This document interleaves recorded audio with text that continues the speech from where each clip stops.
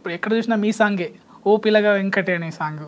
So ఎలా ఎలా feel అవుతున్నారు? సాంగ్ ఫుల్ సక్సెస్ అయింది. చాలా హ్యాపీగా ఫీల్ అవుతున్నాను నిజానికి. అంటే రాసే ముందు పాడే ముందు హిట్ అవుతుందని మేము అనుకోలేదు, అనుకోకుండా హిట్ అయిపోయింది. ఇంకా అంటే హిట్ కన్నా వైరల్ అయింది బాగా. ఓకే. పెద్ద పెద్ద సెలబ్రిటీస్ అందరూ కూడా రీల్స్ చేస్తున్నారు. చాలా హ్యాపీ. సో మొత్తం ఇప్పుడు బోనాల సీజన్ కూడా మీదే. అవును. సో ముందుగా మీరు ఇప్పుడు ట్రెండ్ అవుతున్న సాంగ్తో స్టార్ట్ చేద్దాం. ఓకే. ఫోకా బోనాలా? ఫోక్. ఓకే. సితురాల మనసు నాది సిన్నంగా పోతుంటావో చూడక పోతుంటావో ఇంట్లో చిన్నదాన్ని నేను సితురాల దాన్ని సిన్నెలు చూపిస్తావో ఓ పిల్లగా వెంకటేషు చూడక పోతుంటావో కానక పోతుంటావో నా పిల్లగా వెంకటేషు చూడక పోతుంటావో కానక పోతుంటావో. ఓకే, బాగా పాడుతున్నారు. అంటే మీ గొంతులో ఇంకా సాంగ్ ఇది ఇంకా ఎలివేట్ అయిందని చెప్పొచ్చు జనరల్గా. అయితే ఇందులో లిరిక్స్ కూడా మీరే రాసుకుంటారా? ఈ పాటకి నేనే రాసుకుంటాను. అయితే ఇందులో ఒక పదం ఉంటుంది, సిన్నలు చూపిస్తావు అనేది. ఏంటి అది సిన్నలు అనేది మీనింగ్? అంటే యాటిట్యూడ్. అంటే ఆ అమ్మాయి అంటే అబ్బాయికి ఇష్టం ఉన్నా కూడా లేనట్టు చూపిస్తున్నావు, లేనట్టు చెప్తున్నావు అన్న అది ఆ పదానికి అర్థం. Okay okay. సో లిరిక్స్ మొత్తం మీరే రాసుకుంటారు. సో ఇది ఓన్లీ ఓపిల వెంకటే కాదు, ఈ బోనాల సాంగ్ కూడా మీవే ఉన్నాయి అన్ని ట్రెండింగ్లో. అవును. సో ఆ పాట కూడా ఒకసారి పాడి. వారం నాడు మంగళవారం నాడు తొలి పొద్దు వడవంగ పచ్చాని పందిట్లో వాళ్ళకి ముగ్గులేసి అరుగుల్ల కూసోని పేరు పెట్టి విలువంగా రావు ఎల్లమ్మ రావు రావో రావు రావో రావు ఎల్లమ్మ రావు రావో రావు రావో. దీంట్లో ఎవరు యాక్ట్ చేశారు? ముగ్గురు. నీతు, క్వీన్, వర్షిని, ప్రార్థిని. జబర్దస్త్ ప్రార్థిని. అంటే మీరు వెళ్తారా షూట్లోకి వెళ్తారా? అంటే పిలుస్తారు కానీ మామూలుగా ఎందుకు లేక రికార్డింగ్ వరకు ఉంటే సరిపోతుంది. షూట్స్లో వెళ్ళి మేమేం చేస్తాం? మా షూట్కి మేము వెళ్ళడానికి కష్టం ఉంటుంది పిల్లల్ని తీసుకొని, ఇంకా అక్కడికి పోయి ఏం చేస్తాం? అంటే ఇంతకుముందు యాక్ట్ కూడా చేశారు కదా. యాక్చువల్లీ ఫస్ట్ మీ సాంగ్ సిటా పట్టా సినికోలో దాంట్లో యాక్టింగ్ చేశారు కదా మీరు. సో ఆ అవకాశం ఎలా వచ్చింది ఫస్ట్ మొదట మీకు? అంటే ఇది సాంగ్స్ పాడతా అని మా ఆయనకు తెలుసు కానీ ఇంత బాగా పాడుతుందని తెలియదు. ఇంకా అవకాశాల కోసం చూస్తున్నప్పుడు ఎవరిస్తారన్న మనకు అవకాశం? సాంగ్స్ నా దగ్గర ఉన్నాయని చెప్తేనే రావడం కష్టం. మా ఆయన ఏం చేసినంటే మ్యూజిక్ మనమే చేయించుకొని ఒక్క సాంగ్ అయినా వినాలి అట్లీస్ట్ అన్ని వాయిస్తో అని చెప్పి సెర్చ్ చేస్తే బచ్చలకుర సురేష్ అన్న నెంబర్ టచ్ వచ్చింది. అక్కడ నుండి అన్న లేదు సాంగ్స్ బాగున్నాయి, మీకు అదంతా తెలియదు, మ్యూజిక్ పెట్టాలి అదంతా మీకు అర్థం కాదు, చెప్పినా కూడా తెలిసిన ఛానల్ వాళ్ళకి నేను చెప్తా, వాళ్ళు తీసుకుంటే ఓకే, లేదంటే మీరే ప్రొసీడ్ కాదు అని చెప్పింది. అమూల్య స్టూడియోస్ గజ్వేల్ వేనన్నకి చెప్తే అన్న వెంటనే రికార్డ్ చేసిన సాంగ్, 2 సాంగ్స్. అంటే ఎప్పటి నుంచి రాస్తున్నారు మీరు? అంటే ఎప్పటి నుంచి పాడుతున్నారు ఈ సాంగ్స్ మీరు? 2020. అంటే చిన్నప్పుడు నుంచి అంటే ఏ ఏజ్ లో మీకు?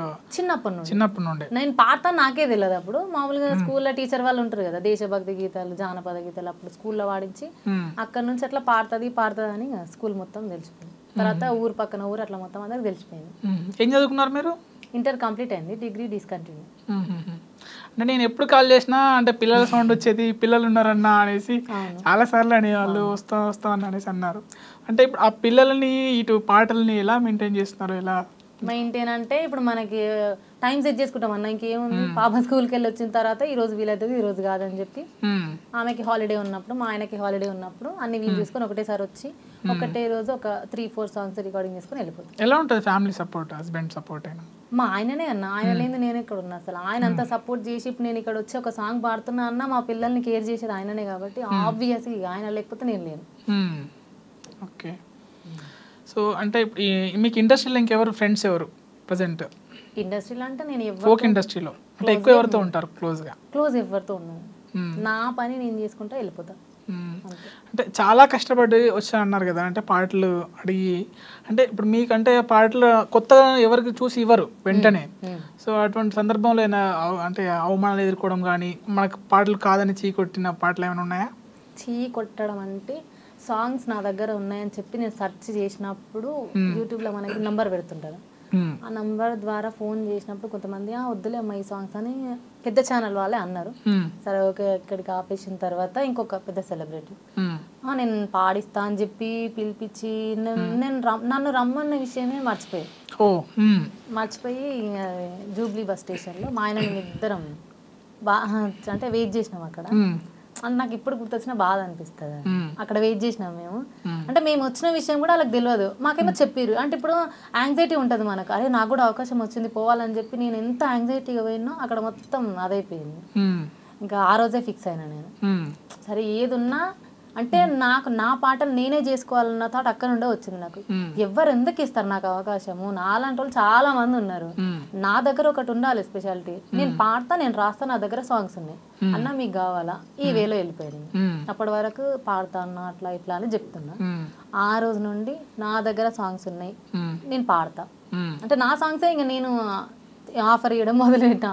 అక్కడ నుండి సిటాపట సాంగ్ తర్వాత సేకరించిన సాంగ్స్ ఉండే మీ దగ్గర అని చెప్పి చాలా ఫోన్ కాల్స్ వచ్చాయి. అంటే ఇప్పుడు మళ్ళీ వాళ్ళు ఫోన్ చేశారా, అంటే ఏదో పెద్ద ఛానల్ ఉందో మీ పాటలను వద్దన్న వాళ్ళు పాడుతున్నారు మన వాళ్ళకి మళ్ళీ పాడట్లే పాడారా, ఏమంటారు ఇప్పుడు అప్పటికి ఇప్పటికి ఎలా ఉంటుంది ఫీలింగ్? చాలా అంటే వాళ్ళే ఎగ్జైటింగ్ గా ఫీల్ అవుతారు నిజానికి. అంటే యాటిట్యూడ్ ఉండదు నాకు బేసిక్గా. ఇక వాళ్ళు అన్నారు ఎందుకులే, నాకు ఎవరమైనా కొన్ని రోజులు ఉండిపోయేటోళ్ళం కదా, ఇక వాళ్ళు ఏదో నన్ను అడ్జస్ట్ కదా అని చెప్పి నేను నువ్వెంత నాకు రాదు, సరే అయ్యింది అయిపోయింది. అంటే ఆ టాపిక్ కూడా నేను మాట్లాడడానికి ఇష్టపడలేదు నిజానికి. వాళ్ళు ఫోన్ చేసి ఇది పాడా సరే అని చెప్పి పాడిన వచ్చినాయి అంతే. ఓకే, సాంగ్స్ విషయానికి వస్తే మీరంటే మీరే రాస్తారా లేదంటే ఈ సేకరణ సాంగ్స్కి చేస్తారా, ఎలా మీకు పాటలు ఎలా వస్తాయి? అంటే ఫస్ట్ అయితే సేకరించుకున్న సాంగ్స్, మామూలుగా సేకరించిన సాంగ్స్ అంటే ఒక సాంగ్ ఏమో లిరిక్ అంత ఉంటుంది, ఒక సాంగ్స్ ఏమో జస్ట్ ట్యూన్ చెప్పి వదిలేస్తుంది, అంటే మా మమ్మీ చెప్తుంది కాబట్టి నాకు కొంచెం ట్యూన్ చెప్పి వదిలేస్తారు. లేదంటే ఒక్కొక్క సాంగ్కి ఏమో లిరిక్ అంత ఉంటుంది, లిరిక్ ఉన్నదే ఓకే, లిరిక్ లేదానికి నేను లిరిక్ రాసుకుంటాను.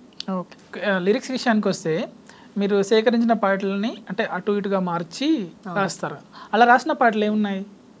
అంటే చాలా ఒక 67 వరకు ఉన్నాయి. అట్లా ఒక పాట చెప్పండి హిట్ అయింది. హిట్ అవ్వడం అంటే అన్ని కావు కదా, ఇప్పుడు ఇది తిందురా వైబుక్కడు సిటాపట సిన్కులకి ముందు ఒరిజినల్ ఏముండే లిరిక్స్? ఇదే లిరిక్స్ సేమ్, అంటే కొంచెం డిఫరెంట్ గా మార్చినాం. మీరు మార్చిన చెప్పారా లాస్ట్ లో? అంటే నేనంటే మానుకుంట ప్రసాద్ అన్న, గజ్వెల్ వేనన్న, నేను ఇంకొక అన్న ఉండే, నలుగురం అంటే డిస్కస్ చేసుకొని పాటకు ఒక కాన్సెప్ట్ ఉండాలన్న వేళ అది లాస్ట్ ఉంటది కదా, ఆగం చేయకో బావయ్య నాగం చేయక అనేది, అక్కడ ఒక కన్క్లూజన్ ఉండాలని చెప్పి అదొకటి యాడ్ చేసిన.